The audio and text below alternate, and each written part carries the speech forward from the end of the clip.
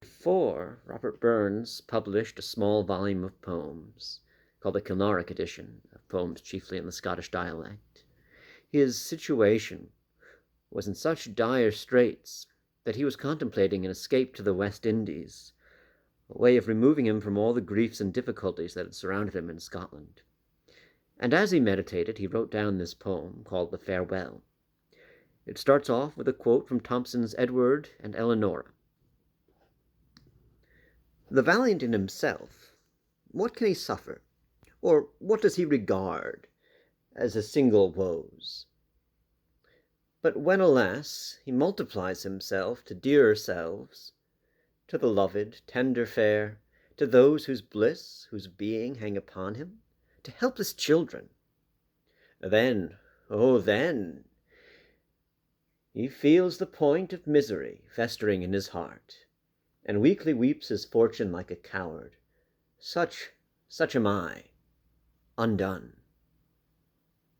And here is Robert Burns' The Farewell. Farewell, old Scotia's bleak domains, far dearer than the torrid plains where rich ananas blow. Farewell, a mother's blessing dear, a brother's sigh, a sister's tear, my Jean's heart-rending throe. Farewell, my Bess, though thou art bereft of my parental care. A faithful brother I have left, my part in him thou'lt share. Adieu to you too, my smith, my bosom friend. When kindly you mind me, then befriend my Jean.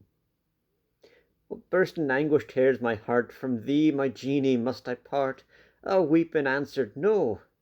Alas, misfortune stares my face, and points to ruin and disgrace. I for thy sake must go. Thee, Hamilton, and Aiken dear, a grateful warm adieu. I, with much indebted tear, shall still remember you. All hail then, the gale then, wafts me from thee, dear shore.